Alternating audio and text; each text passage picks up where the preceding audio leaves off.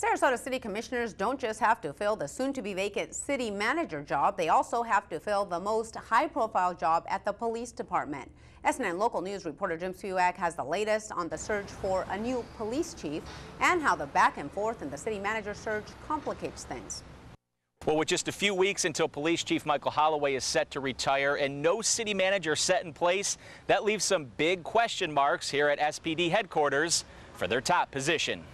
It's been well documented the City Commission is having its struggles finding a replacement for former City Manager Bob Bartolotta.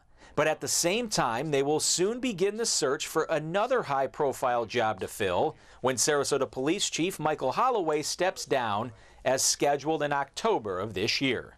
I can tell you honestly that I think this is a very, very tough and thankless job. With enough accrued time built up, Hollaway could walk in August, but he was asked to stay on until a new city manager is picked, something that's yet to happen.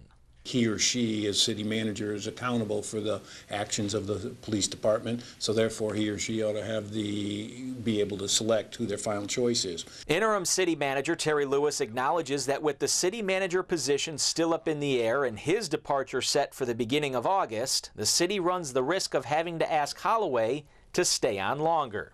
That possibility certainly exists. There's that option. Everything's on the table right now. So I asked the chief what he would say if asked to stay past October 31st. I wish them the best. And as I said earlier, this is a tough, thankless job. I believe it's going to be even tougher. And so October 31st is it for me. The deadline for applicants closed last Friday and the city received 98 applications. Hollaway says he will be involved in the search for his successor. And Chief Hollaway took the top position back in October of 2010, and with him retiring and all the revisions to the police pension, there's certainly a lot on their plate here at SPD over the next few months. Reporting outside the police department, Jim Spivak, SNN Local News.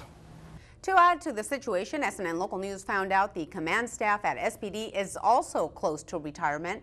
That includes 4 captains that are in some form of the drop retirement program.